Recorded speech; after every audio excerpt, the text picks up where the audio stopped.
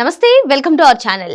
రాజకీయ నేతలకు వత్తాసు పలికి అధికారులు వారి జీవితాన్ని రిస్క్ పెట్టుకోవడాన్ని మనం చూసాం. కానీ ఇప్పుడు అదే రాజకీయ నాయకులపైన కుట్ర పన్నుతున్నారు అధికారులు. సీక్రెట్ మీటింగ్స్ పెట్టుకుంటూ ప్రభుత్వాలను కూలగొట్టే విధంగా చేస్తున్నారని కూడా టాక్. మరీ ముఖ్యంగా ఏపీలో ఇటువంటి మీటింగ్స్ ఎక్కువగా జరుగుతున్నాయని కూడా వినిపిస్తుంది.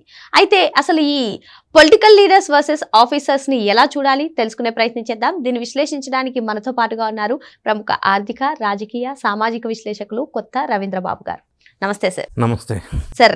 ప్రజాప్రతినిధులు వర్సెస్ అధికారులు ప్రజాస్వామ్యంలో అటు ప్రజాప్రతినిధులకి ప్రజలకు సమన్వయకర్తగా ఉండాల్సిన వాళ్ళు కాలానుగుణంగా వాళ్ళలో మార్పులు వస్తున్నాయని చెప్పి చాలా మంది చెప్తున్నారు. ఇక్కడ ఇంకో అంశం ఏంటంటే, వన్స్ వాళ్ళు డ్యూటీలోకి జాయిన్ అయిన తర్వాత రాజకీయ నేతలు ఒత్తిడికి వాళ్ళు తలొగ్గుతారు అంటూ వింటూ ఉంటాం. కానీ ఇప్పుడు ప్రజెంట్ సమాజంలో వస్తున్నటువంటి మార్పులను మరి ఏ విధంగా చూడాలో, ఇదే ఆఫీసర్స్ ఏకంగా రాజకీయ నాయకులపైనే, ఏకంగా ప్రభుత్వాలను కూలగొట్టే విధంగా వాళ్ళు నిర్ణయాలు తీసుకుంటున్నారని, సీక్రెట్ మీటింగ్స్ పెట్టుకుంటున్నారని చెప్తున్నారు. ఏంటి అసలు కీలక భూమిక పోషించాల్సినటువంటి అధికారులే ఈ విధంగా మారడాన్ని ఎలా చూడాలంటారు? ఏం చెప్తారు? ప్రజాస్వామ్య వ్యవస్థలో ప్రభుత్వాలు వస్తుంటాయి, పోతుంటాయి. కానీ ఈ బ్యూరోక్రాట్స్ వ్యవస్థ ఎప్పటికీ అక్కడే ఉంటుంది. పాలసీ పరంగా ప్రభుత్వాలు తీసుకుంటే నిర్ణయాలు, దాన్ని ఇంప్లిమెంట్ చేయవలసిన నైతిక బాధ్యత, కీలకమైన రోల్ ఈ బ్యూరోక్రాట్స్ వ్యవస్థ, అధికార వ్యవస్థ అనేది ఒక స్తంభం ప్రజాస్వామ్యంలో. అన్ఫార్చునేట్లీ ఈ మధ్యకాలంలో జరుగుతున్న సంఘటనలు చూస్తుంటే బాధేస్తుంది. మీరు ఇంట్రోలో ప్రస్తావించినట్టుగా గతంలో ప్రభుత్వాలు ఎన్ని మారినా వచ్చినా పోయినా ఆ పాలసీస్ ఇంప్లిమెంట్ చేయటంలో నిష్పక్షపాతంగా పనిచేసేటోళ్ళు ఈ బ్యూరోక్రాట్స్. ఇప్పుడు ఏమైంది అని అంటే అది రాజశేఖర్ రెడ్డి గారు ఉమ్మడి ఆంధ్రప్రదేశ్లో ముఖ్యమంత్రిగా పరిపాలించిన కాలం నుంచి ఈ పరంపర కొంత మార్పు కనిపిస్తూ ఉంది అని మనం చెప్పవచ్చు. అప్పట్లో ఆయన అక్రమ సంపాదన కోసం, అంటే కిడ్కో ప్రో ద్వారా లబ్ధి పొందటం కోసం అక్రమంగా పర్మిషన్స్, మరీ ముఖ్యంగా మైన్స్లో ఇటువంటి వాటిల్లో వాళ్ళకి ఇష్టమైన వాళ్ళకి పర్మిషన్స్ ఇచ్చే విషయంలో అధికారులను ఉపయోగించుకొని అంటే అవుట్ ఆఫ్ ది వే రూల్స్ని అతిక్రమించి లబ్ధి పొందినట్టుగా వెలుగులోకి వచ్చింది. తర్వాత జరిగిన పరిణామాలు చూస్తే రాజకీయ నాయకులు బాగానే ఉన్నారు, ఆ పదవి పోయింది, పార్టీలు మారినాయి. కానీ ఆ అధికారులు జైలు పాలైన సంఘటన ఇప్పటికీ మన కళ్ళ ఎదుట ఉంది. సీనియర్ ఐఏఎస్గా పేరున్నటువంటి శ్రీలక్ష్మి జైలు జీవితం గడిపి బయటికి వచ్చి ఆమె పరిస్థితి ఏ విధంగా ఉందో మనం చూసాం. ఆ పరంపర కొనసాగిస్తూ వాళ్ళ కొడుకుగా, రాజశేఖర్ రెడ్డి కొడుకుగా జగన్ రెడ్డి గారు రాష్ట్రాన్ని పరిపాలించిన కాలంలో అదే పరిస్థితిని కొంత పెంచి పోషించాడు అని చెప్పవచ్చు. ఇప్పుడు అప్పట్లో పనిచేసిన ఐఏఎస్, ఐపీఎస్ అధికారులు, అది పిఎస్ఆర్ ఆంజనేయులు కావచ్చు, విశాల్ గున్ని కావచ్చు, సునీల్ నాయక్ కావచ్చు, ఇట్లా రకరకాల మంది ఐఏఎస్లు, ఐపీఎస్లు జైలు బాట పట్టడం, మరి వాళ్ళు ఇప్పుడు దర్యాప్తు ఎదుర్కోవటం, ఇది ఎంత దారుణమైన వ్యవస్థను విచ్ఛిన్నం చేసే వ్యవహారం అని అంటే, ఐఏఎస్ కాస్త వైఏఎస్ అయిపోయింది, ఐపీఎస్ కాస్త వైపీఎస్ అయిపోయింది. ఈ విధంగా పరిణామాలు జరగటానికి గల కారణం ఏంటంటే, మనం ప్రధానంగా చూసినట్టయితే గతంలో రాజకీయ పార్టీలు, రాజకీయ నాయకులు అవినీతి పాల్పడ్డారనే మాట గతంలో నేను వెనకటికి వినేటోడిని. ఇప్పుడు దానికి పోటీగా అధికారులు, కీలకమైన పొజిషన్లో ఉన్న అధికారులు కూడా, ఫర్ ఎగ్జాంపుల్ గతంలో జగన్ రెడ్డి గారి పాలించిన కాలంలో సిఎస్గా ఉన్న జవహర్ రెడ్డి గారు అది జగన్ రెడ్డి గారు దూతగా పనిచేశారు అప్పట్లో అనేది ఒక గట్టి వార్త వినిపించింది. ఆ అధికారాన్ని అడ్డు పెట్టుకొని వైజాగ్ పరిసర ప్రాంతాల్లో వాళ్ళ కొడుకు ఆయన కలిసి 2000 ఎకరాలు కబ్జా పెట్టారనేది కూడా వార్త వెలుగులోకి వచ్చింది, ఓపెన్గానే న్యూస్ బయటకు వచ్చింది. సో ఇంత అవినీతికి అలవాటు పడినటువంటి అధికారులు ఒక రాజకీయ పార్టీకి తొత్తులుగా మారిపోయిన దుర్ఘటన వైఎస్ఆర్ కాంగ్రెస్ పార్టీలో జరిగింది, ఇప్పుడు వెలుగులోకి వచ్చింది.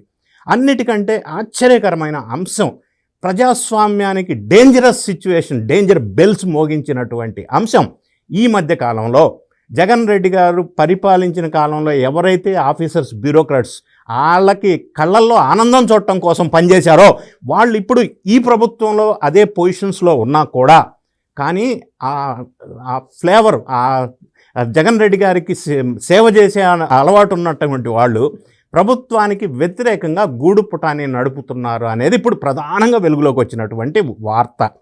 దీనికి బేస్ చూసుకున్నట్టయితే అప్పట్లో జగన్ రెడ్డి గారు దూత జవహర్ రెడ్డి గారు, ఆయన ఆధ్వర్యంలో ప్రస్తుతం అధికారంలో ఉన్న సర్వీస్లో ఉన్నటువంటి ముఖ్యమైన ఐఏఎస్ ఐపీఎస్ అధికారులు సమావేశం అయిపోయి విజయవాడలో ఏమి చర్చించుకున్నారు అని వెలుగులోకి వచ్చింది ఈ మధ్యకాలంలో.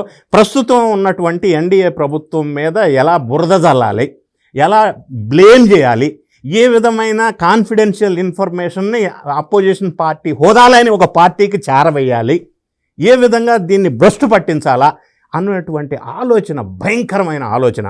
జవహర్ రెడ్డి గారి నేతృత్వంలో విజయవాడలో ఒక మీటింగ్ జరిగితే అది వెలుగులోకి వచ్చింది బయటికి. సో వీళ్ళు వెంటనే ప్లేస్ మార్చారు, హైదరాబాద్కి షిఫ్ట్ చేశారు మీటింగ్ ప్లేస్. హైదరాబాద్లో కూడా జవహర్ రెడ్డికి బంధువు అయినటువంటి ప్రస్తుతం సర్వీసులో ఉన్నటువంటి ఐపీఎస్ ఆఫీసర్ నాగిరెడ్డి వాళ్ళ ఇంట్లో ఈ సమావేశం ఏర్పాటు చేసుకున్నారు. అందులో అటెండ్ అయిన ఐఏఎస్ ఐపీఎస్ ఆఫీసర్ల పేర్లు కూడా బయటకు వచ్చేసినాయి. Full detail. ఇవాళ రేపు సోషల్ మీడియా చాలా యాక్టివ్గా అలర్ట్గా ఉంది, అన్ని విషయాలు బయటకు వస్తున్నాయి. సో ఆ విషయాలు బయటకు వచ్చిన నేపథ్యంలో ప్రభుత్వం వాళ్ళు ఇప్పుడు వాళ్ళందరినీ తీసేసి వేరే వాళ్ళని పెట్టి పని చేయించడం సాధ్యం కాదు. సో వాళ్ళ చేతనే పని చేయించాలా, ఎఫెక్టివ్గా పని చేయించాలా, ఎఫిషియెంట్గా పని చేయించాలా, ప్రభుత్వ పాలసీసు పథకాలు ఇంప్లిమెంటేషన్ సరిగా చేసే విధంగా మానిటరింగ్ చేయాలి. కానీ ఇటువంటి అధికారులు ఒకటి ధన అర్జన కోసం, రెండు వీళ్ళు రిటైర్ అయిన తర్వాత రాజకీయ రంగ ప్రవేశం చేయటం కోసం. గతంలో ఎంపీగా చేసినటువంటి మాధవ్ పోలీసుగా ఉండి ఎంపీ అవతారం ఎత్తాడు. సో కొంతమంది ఆఫీసర్లు ఏంటంటే రిటైర్ అయినాక రాజకీయ రంగ ప్రవేశం చేయాలి అనే ఒక విజన్తో ఉండి పనిచేస్తున్నారు. కొంతమంది అక్రమార్జన కోసం పనిచేస్తున్నారు, కొంతమంది ప్రమోషన్స్ కోసం, రాజకీయ నాయకుల కళ్ళల్లో ఆనందం చూడటం కోసం పనిచేస్తున్నారు. Very unfortunate. అయితే ఈ విధంగా పనిచేయటం వల్ల దీన్ని అరికట్టడానికి మార్గం ఏంటనేది ఇప్పుడు బిగ్ క్వశ్చన్.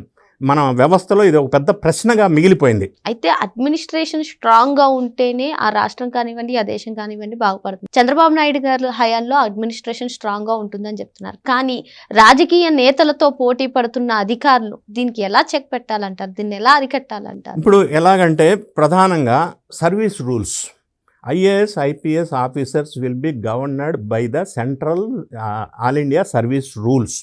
సర్వీస్ రూల్స్ ఏం చెప్తున్నాయి? ఈ అధికారులు సర్వీస్లో డ్యూటీలో ఉన్నంతకాలం ప్రభుత్వం మీద వ్యతిరేకతని వ్యక్తం చేయకూడదు. ప్రభుత్వం తీసుకున్న పాలసీ నిర్ణయాలు కాన్ఫిడెన్షియాలిటీ మెయింటైన్ చేయాలి. ప్రభుత్వ వ్యతిరేకంగా కుట్ర పన్నకూడదు. ప్రభుత్వానికి వ్యతిరేకంగా మీటింగ్స్ పెట్టకూడదు. ఇవి ఆల్ ఇండియా సర్వీస్ రూల్స్ చెప్తున్నటువంటి మాట.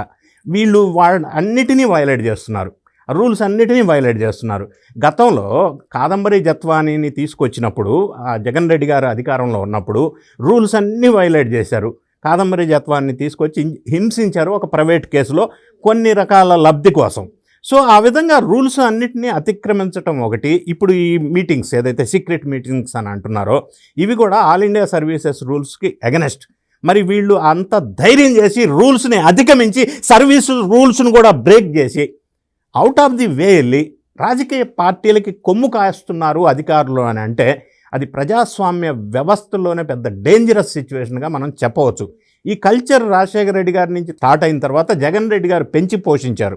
ఇప్పుడు ఈ వ్యవస్థని సెట్ చేయాలి అంటే ఇన్స్టెంట్గా సెట్ అయ్యేది కాదు. ఎందుకంటే మనుషులు ఇట్లా అనగానే వెంటనే మారిపోరు. సో వాళ్ళ చేతే పని చేయించాలా, వాళ్ళల్లో మార్పు రావాలి అంటే కొంత టైం పడుతుంది. కానీ ఈ టైం పట్టే లోపు జరగాల్సిన డ్యామేజ్ రాష్ట్రానికి జరిగిపోతూ ఉంది, ప్రభుత్వానికి నష్టం జరిగిపోతూ ఉంది. ఇది చాలా సీరియస్ అలర్ట్గా ఉండాల్సిన అవసరం ఉంది. ప్రతి దాని మీద నిఘా వ్యవస్థ ఆల్రెడీ ఉంటుంది ప్రభుత్వానికి. వాళ్ళ రిపోర్ట్స్, వాళ్ళకి ఇంటెలిజెన్స్ రిపోర్ట్స్ ఏ రోజుకు ఆ రోజు ఉంటాయి, ఉండవని నేను అనట్లా.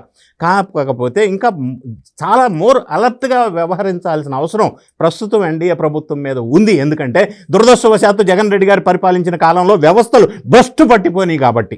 సార్, ఎంతో కష్టపడి ఉద్యోగం సంపాదించుకుని ఆ ఉద్యోగాన్ని రిస్క్ పెడుతూ ఇటువంటి మీటింగ్స్, ఇటువంటి కుట్రలు పన్నడానికి రీజన్ ఏమై ఉంటుందంటారు? ఒకటి, ఈ ఉద్యోగంలో వచ్చినటువంటి సంపాదన కంటే అక్రమార్జనగా వచ్చే సంపాదన ఎక్కువ ఒకటి.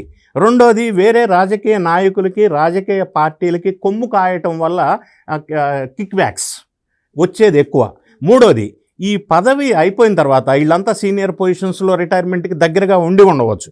సో రిటైర్ అయిన తర్వాత రాజకీయ పార్టీలో జాయిన్ అయ్యి రాజకీయ నాయకుడు అవతారం ఎత్తటం కోసం, లేదా కొంతమంది ఇంకా వాళ్ళు ఇచ్చే ముడుపులకి ఆశపడి, లేదా వాళ్ళకి ఉన్న సంబంధ బాంధవ్యాలని బట్టి ఇన్ని రకాల కారణాల వల్ల వీళ్ళు ఆ విధంగా వ్యవహరిస్తూ ఉండవచ్చు. కానీ ఇది ప్రజాస్వామ్య వ్యవస్థకే డేంజరస్ సిచ్యువేషన్ అని ఖచ్చితంగా బాధగా చెప్పవలసిన అవసరం ఉంది. దీని మీద చాలా సీరియస్గా ఫోకస్ పెట్టాల్సిన అవసరం అయితే ఉంది. Okay sir. లాస్ట్ 5 yearsలో ఎవరైతే అధికారులు అరాచకాలకు అవినీతికి పాల్పడ్డారో వాళ్ళు ఇప్పుడు విచారణలు ఎదుర్కొంటున్నారు, అరెస్ట్ అయి ఉన్నారు. ఇవన్నీ చూసిన తర్వాత కూడా ఇంకా మార్పు రాకుండా మళ్ళీ ఇటువంటి సీక్రెట్ మీటింగ్స్, ప్రభుత్వం పైన బురద ఎంతవరకు కరెక్ట్ అంటారు? ఎలా చూడాలి ఈ అంశాన్ని? అంటే అల్టిమేట్గా ఇప్పుడు రాజకీయ నాయకులు కానీ ప్రభుత్వం కానీ ఓరల్ ఇన్స్ట్రక్షన్స్ కొన్ని ఇచ్చారు అని అనుకుందాం. ఇది రూల్స్ని అతిక్రమించి ఏదన్నా పర్మిషన్స్ ఇవ్వమని. సపోజ్ జనరల్గా జరిగేటువంటి సంఘటనలు ఇవి. నేను ఏ పార్టీని నిందించట్లా, ఏ పార్టీకి సంబంధించిన వ్యక్తిని కాదు. పార్టీలకు అతీతంగా చెప్పవలసి వస్తే ప్రొఫెషనల్గా వాళ్ళకున్న ప్రెషర్స్ ఒకసారి గమనించినట్టయితే రాజకీయ నాయకులు ఓరల్గా ఇన్స్ట్రక్షన్ ఇస్తారు పలానా వ్యక్తికో పార్టీకో ఫేవర్ చేయమని. కాకపోతే ఇక్కడ గమనించాల్సిన అంశం ఏంటంటే కొన్ని సందర్భాల్లో చేయవలసి వస్తే వీళ్ళు నోట్ ఫైల్లో స్పష్టంగా దాని గురించి రాయాల. Yes, it is violation of the so and so rule, but however so and so insisted for me to approve this అని రాసినందువల్ల ఏమవుతుందంటే ఫ్యూచర్లో ఎంక్వైరీకి వచ్చినప్పుడు అతని మీద కొంత ప్రొటెక్షన్ ఉండే అవకాశం ఉంది. లేకపోతే అతన్ని నిందితుడిగా గతంలో సీనియర్ ఐఏఎస్ శ్రీలక్ష్మి ఎలా అయితే జైలు బాట పట్టారో ఇప్పుడు చాలామంది ఎలాగైతే జైల్లో ఉన్నారో అటువంటి పరిస్థితులు ఎదుర్కొంటున్నారు. దాని నుంచి బయటపడాలి అంటే ఒకవేళ సిన్సియర్గా ఉన్నా చేయవలసిన అనివార్య పరిస్థితులు వస్తే నోట్ ఫైల్లో ఖచ్చితంగా రిమార్క్స్ కనుక రాసినట్టయితే కొంతలో కొంత వీళ్ళు ప్రొటెక్ట్ అయ్యే అవకాశం ఉంది. కానీ అది తెలిసి కూడా రాయట్లేదంటే అందులో వీళ్ళు భాగస్వామి అయ్యి ఉండవచ్చు అనేది నాకు అనిపిస్తూ ఉంది. మరి ప్రజాస్వామ్యంలో ఎంతో కీలకమైనటువంటి అధికారులు ఇటువంటి మార్పు చెందడం వల్ల ప్రజాస్వామ్యానికే పెనుముప్పు ఉందని, దీనిపైన ఖచ్చితంగా నిఘా పెట్టవలసినటువంటి బాధ్యత ప్రభుత్వాలపైన ఉందని చెప్పి రవీంద్రబాబు గారు చెప్తున్నారు. మరో అంశంతో మళ్ళీ కలుద్దాం. Thank you sir. Thank you.